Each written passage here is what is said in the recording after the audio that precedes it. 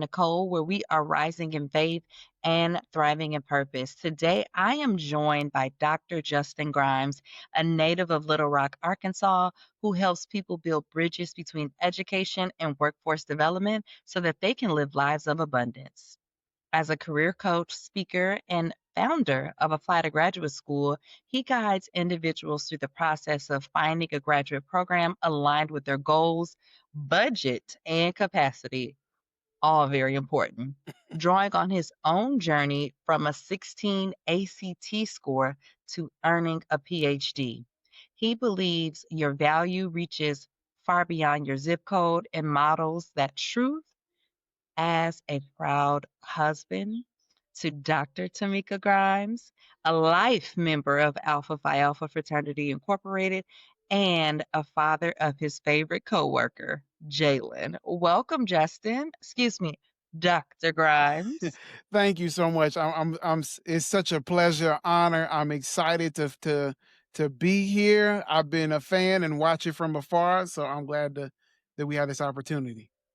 Absolutely. Yeah, Shamika shared the feedback you had sent Mhm. about her episode that she did. So I'm glad we could get you here today. And just with this intro, Justin, you got a whole other episode where we got to talk about your 16 ACT to PhD journey for Yes. sure to inspire and uplift.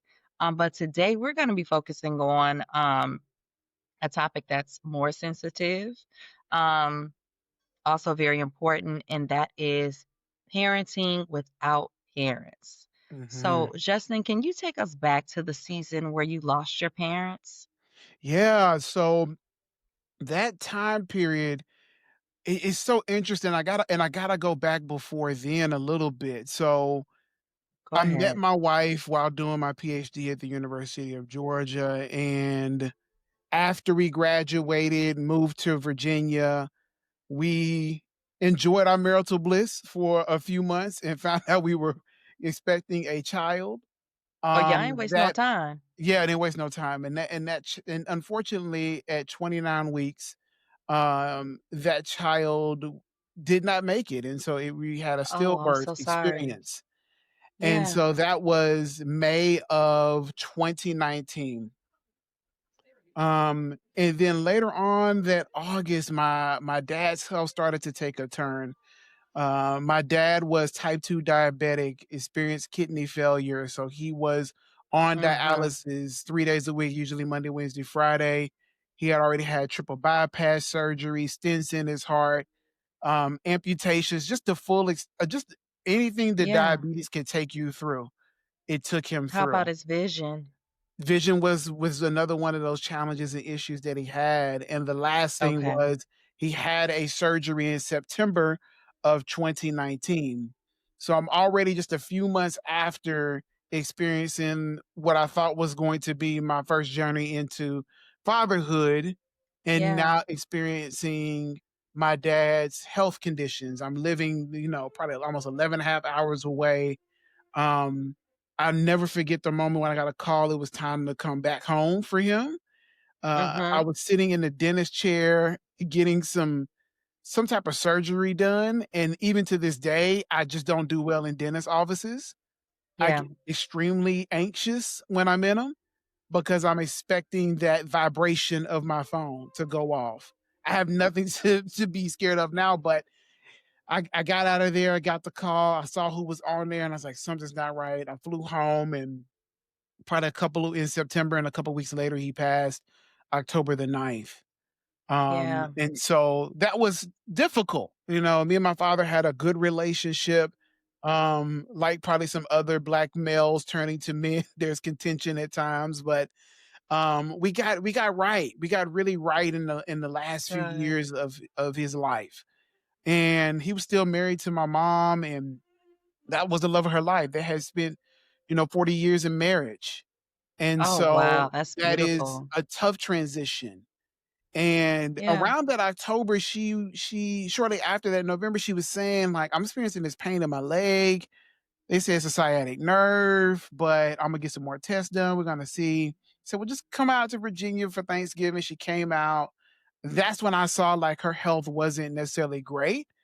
But in my thought process, it was sciatic nerve. This is something that's treatable. We can go forward. Correct. That January, we go to a conference in Hawaii. Me and my wife, we're all excited. I can't wait to get back to Virginia and send all the macadamia nuts and things that I had got from Hawaii to share with my family. And I'm on my way to my barber shop. My mom says, "Well, you got a second? I got to talk to you about something." It's like, she's like, "Just tell me when you come when you get done." I was like, "Oh, it's not a biggie. We can just talk about it now." And she says, "Well, they say that I have cancer." And I never forget Mhm. those words that they say, because I imagine she didn't want to scare me. She didn't want to confirm what she knew to be true. Yeah. And it sat with me because she's like, "Oh, I have a thyroid issue." And I'm like, "Oh, it's just thyroid." Okay, well, a lot of people have thyroid challenges and issues. You have the surgery, the recovery is for the most part pretty quick. This shouldn't be an issue. Mhm. Um, 3 weeks later, my mother-in-law, tells my wife that she is also being diagnosed with cancer, bowel duct cancer. Okay. So it's all these hitting, and long story short, during the pandemic, I'm taking my mom to cancer treatments, to get chemo, to radiology appointments, to just everything, being a full-on caregiver, which is what she had been for my dad for almost 10 years before Yeah. he passed. And she lost her battle on April the 18th of 2020. And my Mhm. mother-in-law, Sorry. passed in July of 2020. So, all of these like, Okay. the passing of time is about 6 months between my mom and my dad. Yeah. So, it was a lot happening during the pandemic in terms of navigating all these health challenges amongst these 2 women. Yeah. Now, Justin, are you an only child? I am. So I'm an only child, but Mhm. I am the youngest of 23 first cousins. So I Oh have my it's a goodness. lot of us. We're kinda here, there, everywhere. So I come from a big family. I was born and raised in the same neighborhood, in the same street, in the same house. So my neighbors are still there. The same ones that I grew up with are still there, Mhm. with the exception of like one house has changed, and my parents' house has changed since I sold it. But I grew up around family, around friends, around people. I tell people I was alone when I went to sleep when I woke up. But other than that, Okay. it was somebody always around, somebody at the house, Yeah, cause I something I going on. never got only child vibes from you, but then I was like, I Mm-mm. don't ever remember Justin saying my brother, my sister. Nah, nobody Yeah. else but me. And that connects. So last week's episode is focusing on being an only child. My guest, Nia Wilson, spoke about that, having aging parents and being the only child and managing all of the different things that are happening. Her father got a Mhm. recent cancer diagnosis. Her mom's health is slowly declining, more doctor's appointments. So these it just so happens that this is when you all schedule that these episodes are connecting in this way Wow. and really driving home something to like our generation that I think a lot of people are being faced with. And Mhm. my mother has cancer. And right now, as we're recording this, we're preparing to transition her to hospice. Mm. I'm so sorry to hear that. So yeah, there is that's when you said, how am I doing? I Mhm. said it's a lot happening in this world. I understand. It's a lot Mhm. happening in this world. Yeah.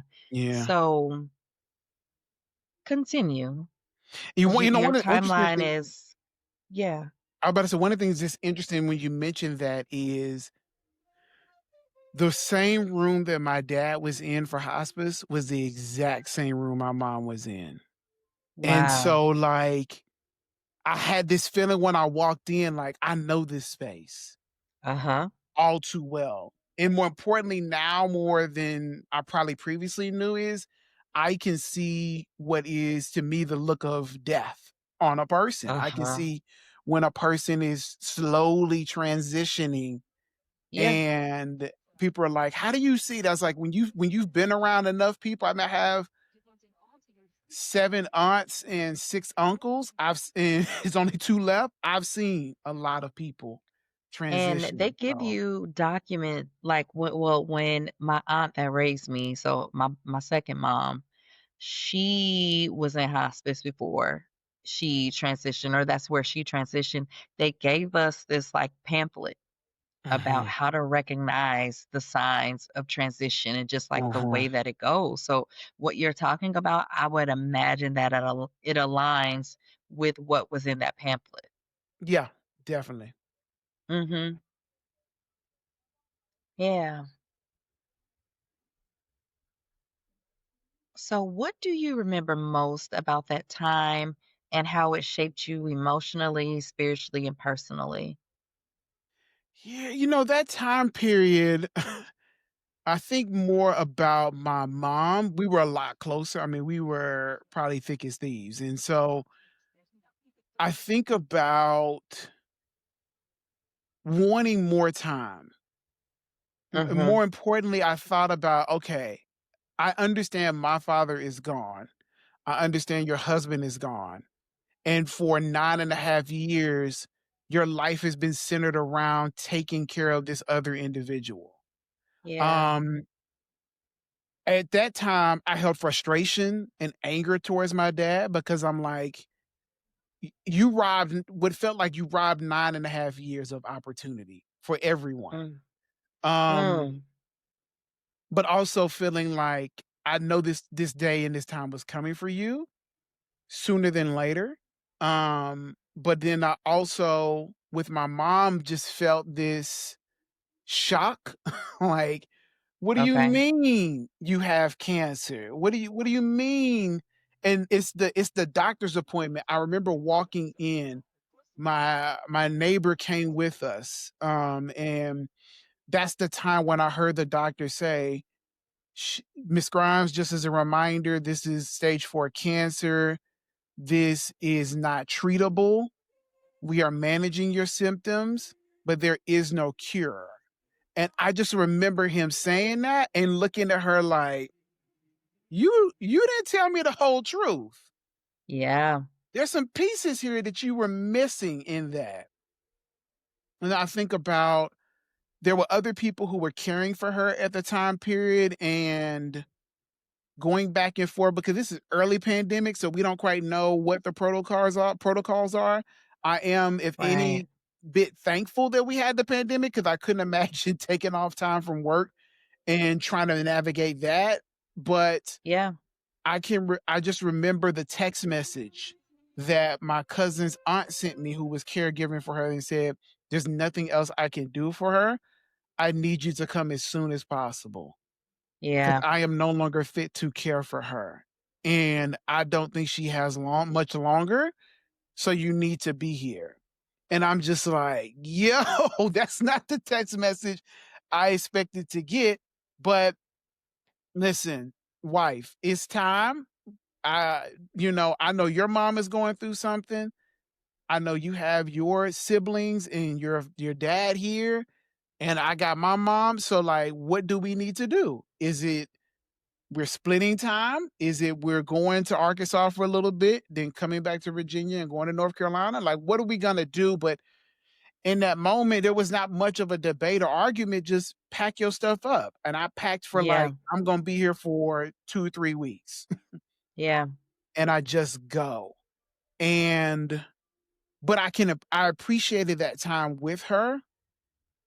I was able to see things of like, oh, okay, you are at a place where you are experiencing sadness yourself because your time is coming. So just be moments we would just sit together and she would like smile and look at me and she would say, "I'm going to be fine. Here's everything." The beauty of my parents, really my mom, is she planned out everything. Okay. We had extensive conversations over the years about, here's my retirement account, here's the financial planner, here's she had written out her obituary, she had written out her program. This is for her and my dad. Like, she had everything in order. She had an That's idea that impressive. cancer might hit her, so she got a cancer policy, and she was like, "Here's the policy, it's gonna pay out this much.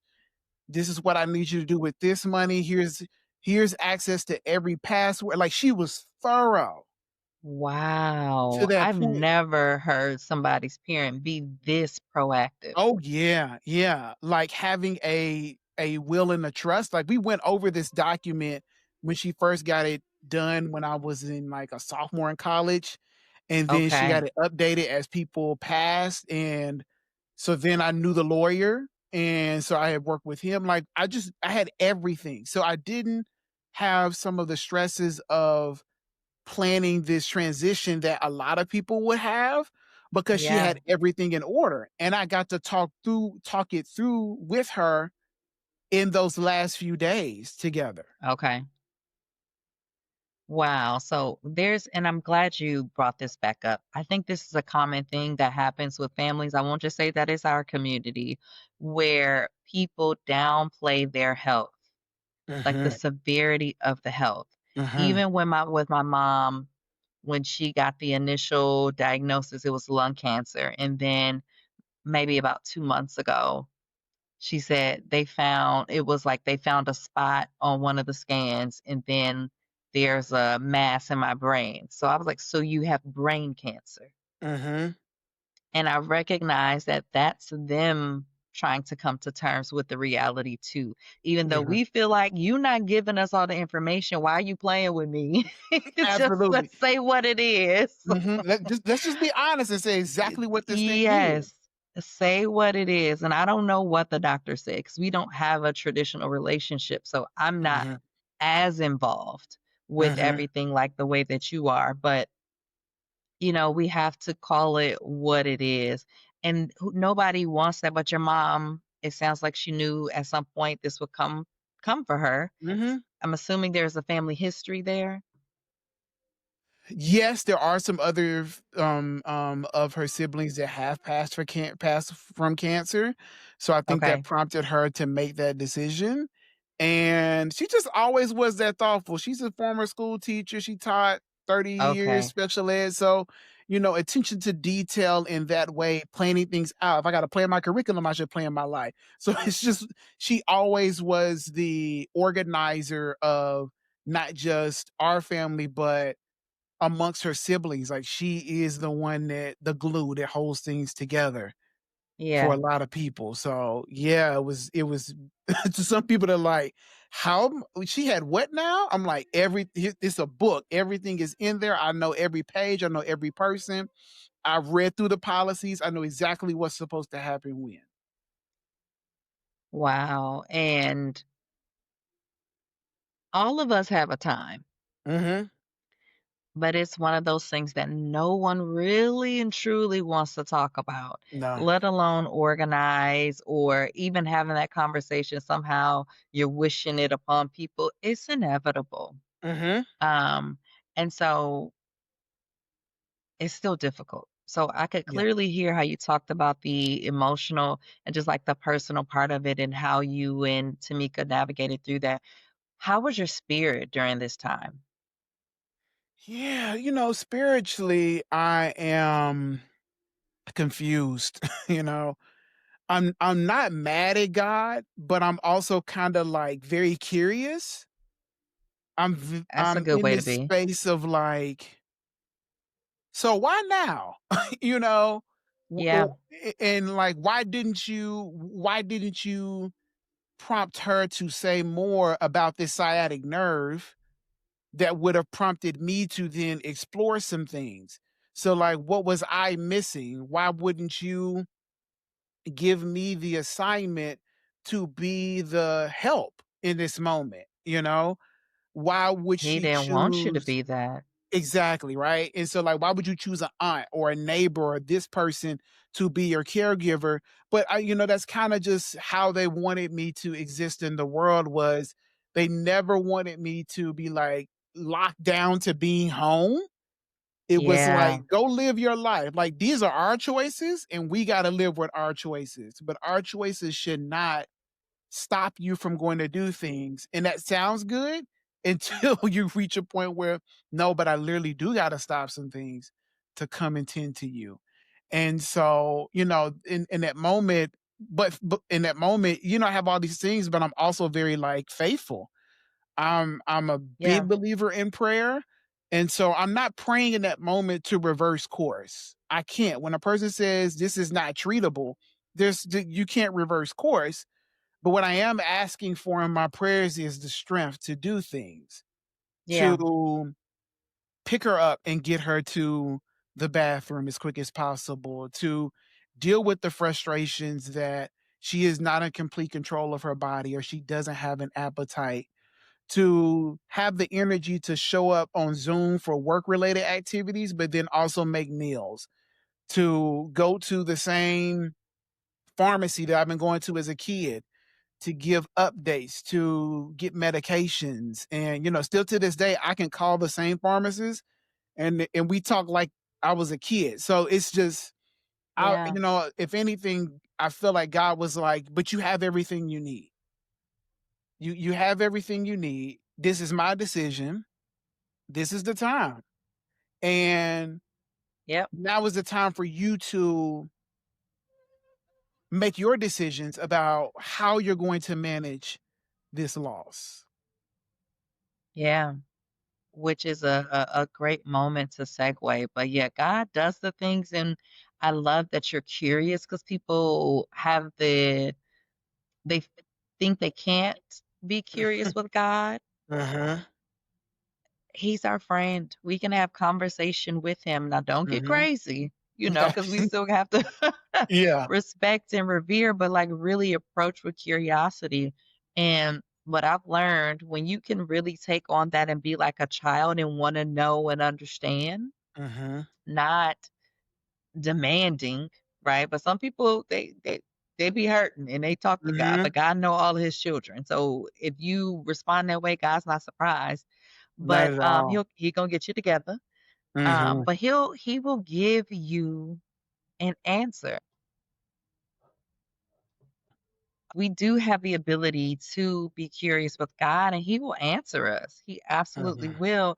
But because we're programmed to not question our parents, we definitely are like, I'm not going to question God. But like, Mhm. there's so much in curiosity that allows for connectivity with Yeah. God and just intimacy with Him because we're seeking. Mhm. And he tells us he's going to, like, quench our thirst, our hunger. We have to ask, seek, knock, right? So that's what Mhm. you're doing. But if you don't ask, then how are you going to get into that intimate relationship? If you're not curious, that turns into resentment. It does. And yeah, it does. So what were some of the early ways that grief started to show up for you? Let's see.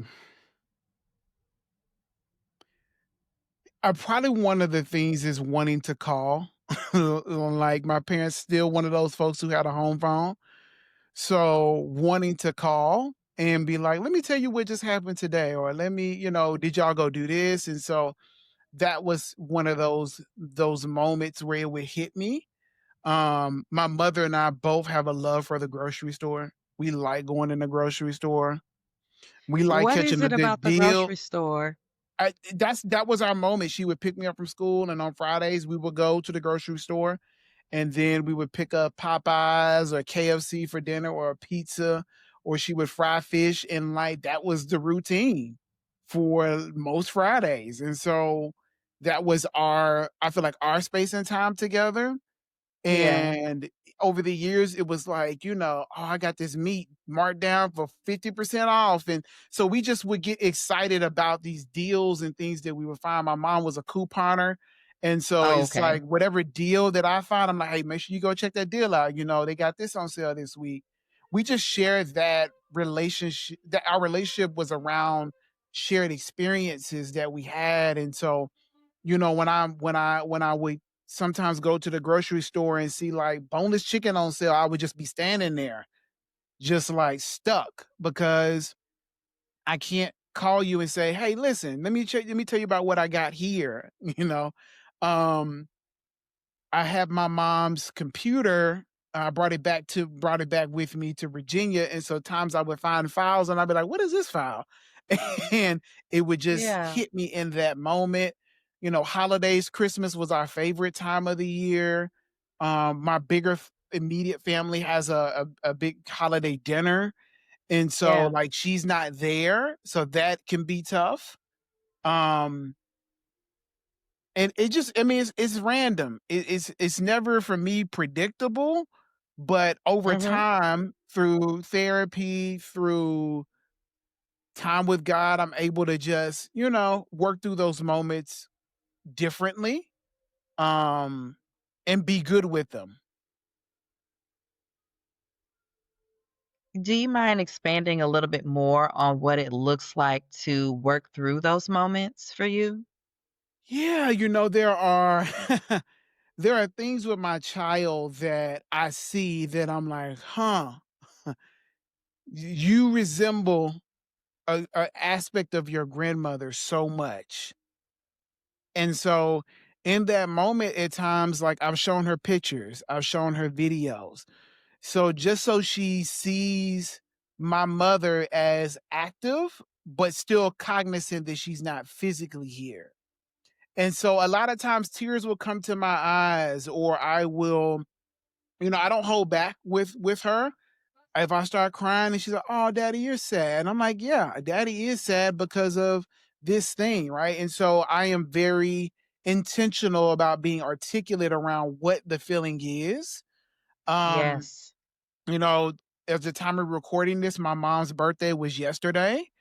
And so it would Wow. be hard for at the beginning to say, like, write anything. It would take me all day just to figure out what I would say because she would pop up on my Facebook, like we Facebook friends. So, her account would show Those up in Facebook that way. memories are best and the worst at Yeah, times. and so those things would show up, and you know, I just find to take the time that I need in the moment. I allow myself to feel the feelings, to be emotional, to be frustrated, to be hurt, to cry. I Yeah. allow myself to talk to my wife about it and share these things.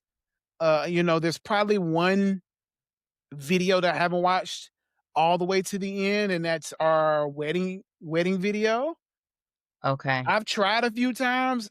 I just can't get through it. Yeah. It's a You'll get through very it when tough it's one. time. Yeah, Yeah. and it's not just because my mom and her mom and my dad are there in the video. It's that there are other people who are no longer here that are also there. So it's just this huge memory of joy, but also loss. And so I Yeah. see the loss more than I see the joy in what's captured. And so that makes it difficult. But I'm like, I want to watch it all the way through to just to be able to see, all the faces in such an exciting moment. I mean, and that's a lot to take in at once. Like you talked Uh-huh. about, even kind of knowing what the transition looks like. And I'm Uh-huh. assuming some of those folks are in the video. So you're being faced with some of the most intimate and hardest losses Mhm. all in one recording. Yeah. And so that's not anything you have to force yourself to do. And Uh-huh. when it's time, you will be able to get through that. Yeah. Um, and just for context, you referenced your daughter, right? Mhm. So when did she come into the timeline with everything? Yeah, so Jalen came in 2022, and I found out on my birthday in 2021. What a gift. Shout My out to wife Tamika for just put that in a bag, and I was like, "Oh, okay." yes. If I'm honest, I did not like that gift. Not the knowing that she was pregnant, it was like, I don't mind knowing, I just don't want that on my birthday. I just wanted it to be You said, separate "What else you experience. got for me?" Yeah, right, and so and over time, I've been like, "That's funny," right? Like, but Or are you like, "That was my gift to you." there we go, there we go. But, she came into our life in 2022. Her name is really brings together all of them. Okay. Um, the I wanted to make sure my dad's name was in it, and so his middle name was Ray, and so the spelling of her name is Jaylen, so that AY captures that. It's Lynn to reference my mom, Linda. Her middle name is an homage to my mother-in-law's middle name, and so I keep their memories and their presence through her name. So Yeah. we were real intentional with the naming of her, and I tell people it's been a fun experience. That's my coworker, as I often refer to her as, but she is the joy, in my life, and I just get to see the world and parent in a way that allows me to take some of what I saw and experienced as a kid, but also create a new version. That's probably one of the Mm, most difficult yet exciting things, is that I don't have things to juxtapose. I can't say, now, how was I when I was 2? When you were trying to get me to potty train or teething or any of these things that happen in these early stages, I don't have that context information, which can yeah. be challenging because I wanna know, but it's also incredibly exciting because I get to create whatever I want it to be. And so I have moments where I'm like, "Ooh, that's exactly how my mom would have responded to me or my dad would have responded to me based on something she has done or said or shown me." And I get to choose in that moment, "Ooh, okay, that's not, probably the way I wanna respond." Okay. Maybe she did something, she wasn't listening, and my response isn't there, or she just has this look of like, I feel like you hurt my feelings or my feelings are hurt. So I'm always like, tell me how you're feeling. Okay, so you're sad. Now describe to me what happened that made you sad. You said this to me or you yelled at me. Okay. So I get to sit with that. But the child I grew up as, my dad is like, listen, I don't care about your little tears. Just you should have did what I said do in the first place. And so it's so Yeah. interesting to have these experiences and these moments with her, and but also be sad at the same time that, like, man, I wish I could just call them. I wish I could send pictures and send videos and maybe tell you what she did this, and it's things I want. I want her to call and say, "Daddy did this and it made me mad." Like I wanted those things, and those just aren't. Yeah. Yeah. And it'll all make sense at some point. Mhm. Like, because like, we have to live through it, right? And, like, Mhm. just thinking about what you were saying about just, like, asking God, like, "Why now? Why at this time?" Right? Like, I can Mhm. think of obvious things. Well, I guess she wouldn't have been old enough to remember, but I can imagine how that might feel not having the photos of them, like, holding her and different things. I was gonna say she didn't Mhm. have to go through that loss, but she might have Yeah. been too young to remember it, right? But would have Mhm. had those photos. But yeah, God's timing, it'll make sense at some point. But also her name, and I think honestly, Justin, is probably tied to her. She Mhm. wouldn't have the name that she has if Mm. they were all there. And, all of us, I believe, are a version of or a mix of our ancestors' prayers. And we don't Mhm. always have the luxury of knowing what those prayers were for us Yeah. and what they hoped for future generations and for building legacy. Mhm. But Jalen wouldn't be Jalen if they were here. Mhm. And already she embodies them.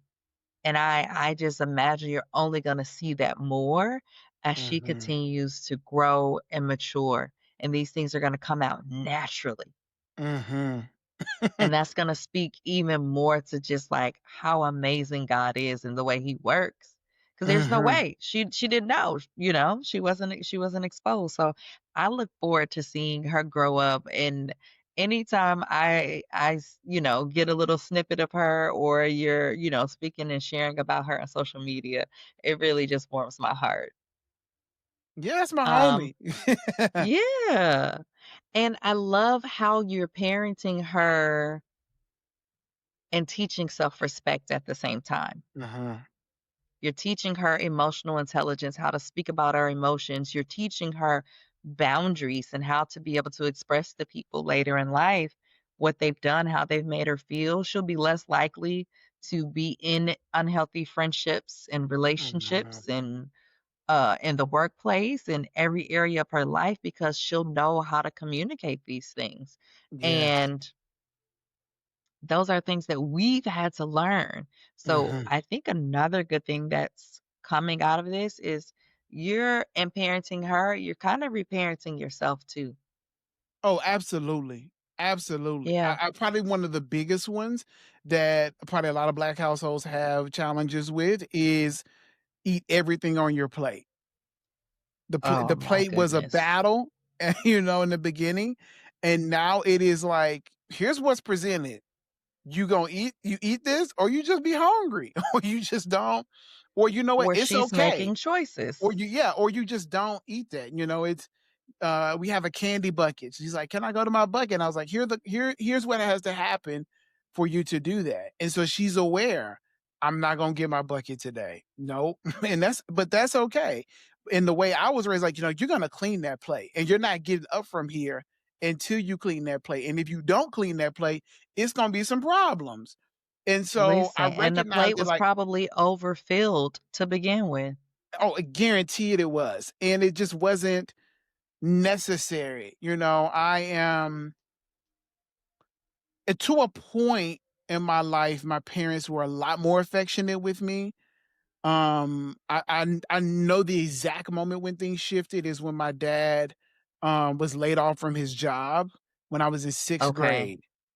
And so that's when I feel like that an emotional disruption took place Okay. between him and my mom, but also between me and him, her and me, because I just think that he was struggling to process Yeah. and deal with this loss. This like, "Yo, me?" You know? And so one of the things that I try to make sure that I keep with her is emotional availability, emotional vulnerability. Like, yes, you can hug and kiss. Yes, we can get in each other's faces and be noses and we can cuddle and we can hang out. And yes, you can tell me not right now and get away and I don't want to hug. I'm okay with all of that because I want you to feel safe in this environment. I Yes. want you to feel loved. And I want that to extend through all your years. And I can picture these moments where I had that with my parents very early on. But and to your point of reparenting myself, is that I am providing myself the emotional vulnerability and needs, not through her, but like allowing that to take place. Not Correct. shunning away from, like, "You know what? I do need a hug." Because sometimes I'll just go to her and say, Daddy needs a hug. And she'll come and give me one. I don't Yeah, know and if I that's would be comfortable or would have done that with my mom or dad. I would just right. throw it on there and just go give them one. But the Okay. invitation, I don't know if that was there. Yeah, I like that you pointed out that nuance, right? Like that awareness. And it takes another level of vulnerability to speak the need versus Uh-huh, just do it. Yeah. uh-huh. So, what have you learned about grief that you wish someone would have told you sooner? Ooh, that's a really good one. Um, I know that everybody doesn't grieve in the same way, but Correct. what I wish someone told me based on where I'm at now is that you may experience abandonment in places where you thought you would experience comfort and love. Say more.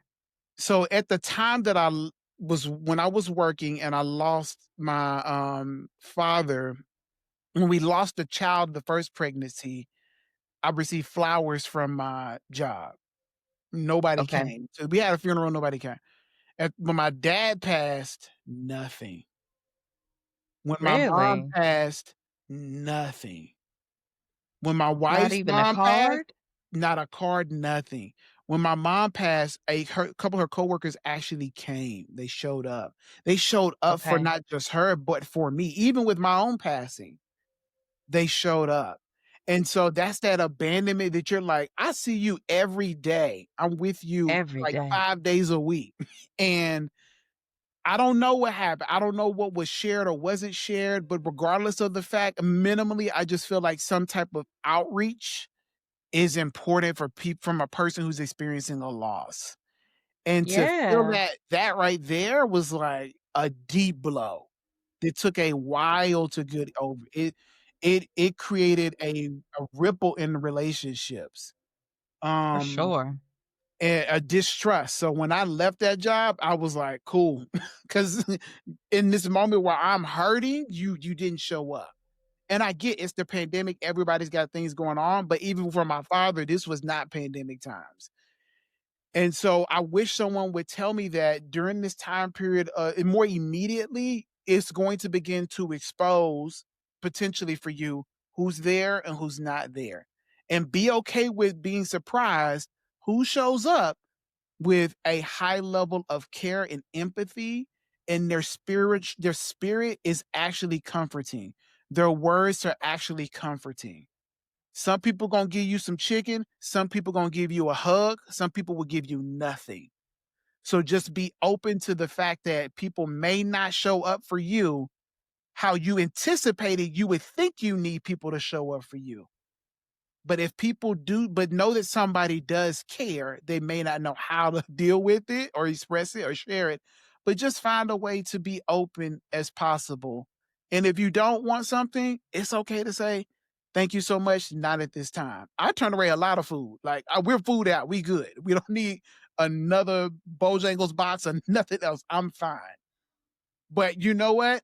But that can be tough because people's like, how come you're not giving that? But I'm like, but what you could do that would actually be really helpful is this thing. I need somebody who can do this thing. Or, I was big on like finding people. I'm like, okay, my home church back in Arkansas, they gonna want to do all this. Pastor, because we have a great relationship. I need you to manage that piece. I don't want to have to be managing that. And he took it on and he blocked, Yeah. he stopped people, and he did what I needed. And so But it you was it being was able to everything. identify that and ask Mhm. is crucial in that because you would have never got it if you weren't able to say, "Hey, this is what I need." Mhm. Yeah. Yeah, you're doing some really good and healthy things in there for sure.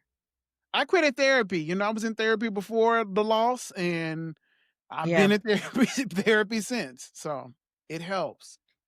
Yeah, it absolutely does. What happens when with the abandonment that you were talking about, the experience of Mhm. that. Because I think sometimes we expect people to show up in certain ways, and when they don't, that really hurts. And I Mhm. love how you're encouraging the audience to really lean in to who does and who does not. Because some Mhm. people, they suffer because they won't even appreciate or be able to really enjoy what has been presented, that God has sent you help, just Yes. not in the way that you expected, for focusing on who did not. Mhm. And it hurts. It does. You're already in pain. People that you think they're gonna ride for you, you barely Mhm. hear from them. And then I think it's also an opportunity to see them as they are, with what they have and what they don't. Yeah. It doesn't necessarily mean that the relationship may have to end, but it'll definitely shift. Mhm. And it's important to see people. Like, I think sometimes we mistake how long a person has been in our life and the different things they've seen us through, then we Mhm. think that they're supposed to be there for everything. Yeah. And some people are not, they're not equipped for that. So we can Yeah. mistake like the longevity for emotional support. And it's like, no, some people don't have it. They go quiet because they don't know what to say. They do. And it And I wasn't hurts. mad at them because of that. Because Maybe that's what you needed to do in that moment in time. I don't know how this hearing this loss has affected or impacted you. So let me not True. tell you how you should be showing up in this moment. Let me just if silence is where you are, that's where you are. And I'm gonna be Yeah. okay with that. And I think that's another time to be curious when the time is appropriate. So, because Uh-huh. sometimes you want to ask, well, what happened? Where were you? Not a, how could you not be there for me? Some people, they'll turn it into that. But like, I thought that you would have been one of the people to show up. Mhm. What happened? This seemed out of character for you to go silent, to give them an opportunity to express. Mhm. Mhm. Yeah, yeah. I think that is a good one. So we didn't go deep into this. It kind of came up organically, but are there any moments that you can think of where it really hit that I'm parenting and they're not physically here to witness it? And if so, like Oh what were some of yeah. those moments and how was it? Oh, that's every week. every week Okay. is every week is something, I'm taking you to I'm taking her to swim classes. What was your thoughts when you took me to these soccer practice or baseball practice or basketball? Like, were there moments you were just like, I just wished it would rain and you don't have to go? Like, I was just, I got these questions about how do you Yeah. manage that piece of it? Now I'm growing and evolving. How did you all make decisions around my growth and development? How did you pick my preschool? Was it out of convenience because it was down the street? Was it because of relationship? What was it, Yeah. Um, how did you manage your job? I mean, you're an employee, but you're also parents and you're also married. So like, how did you manage that? And if there's a moment of concern or contention with me and my wife, I'm just like, huh, but we still gotta deal with this child too. So how do we Yeah. navigate that? So that happens. Birthdays, just birthdays, events. I'm like, oh, you're not here. And so, would want you to be a part of that. That hits me. And I would say probably the biggest moments are really around when I am dealing with uncertainty. Okay. I'm not sure what's gonna happen next with this thing. I don't know if this is the right decision. Um, I think this, my wife thinks this. Love to have that insight because my parents for me were my safe space. They Okay. were the people that I could, say it how I want to say it, when I want to say it, and know that even if we disagree, there's still love. Yeah. But, my mom always had this rule. She said, "Give it 24 hours and pray. Pray and give it 24 hours and then come Okay. back." And so there are moments where I'm like, I need that call. I need you to say that thing because we're trying to, figure out this thing. Um, my Yeah. mom and my wife had a great relationship. So there's things about being a mother and a wife that I wish that they were able to still have those conversations. Um, so those are probably the things that hit me the most that I'm like, yeah, and going home. I don't go back as much. Um, it was probably tougher when I sold my parents' house, but that was in the book. Sell my house. Don't you keep my Wow. house. Sell that house, go on with the rest of your life. Don't you rent it. Just and people are like, you should rent that. Oh, this would be a great rental property. But you don't know the conversations we had. They were very clear. Sell my house, sell my cars, go on about the rest of your life. And so that right there was always interesting. So when I do go home, I go see my neighbors. I spend extensive time with the people that raised me besides my parents, and I see new occupants at the house, and I'm like, "Wow, I'm never going to be able to just take my child and pull in that driveway and open the garage and walk through the door. I'm not gonna be able to show you my room. I'm not gonna be able to show you where we set up Christmas. I'm not gonna be able to have the dinners there, and, like, that's tough. But each Yeah. time I go, it gets easier. Yeah. There's so much in there. Your mom, It sounds your mom was a real one. She said, "Don't you keep my house, you sell it." And she Yeah. gave you some sage advice. Pray and Mhm. wait 24 hours. Come back for part 2 of Parenting Without Parents with Dr. Justin Grimes. See you next week.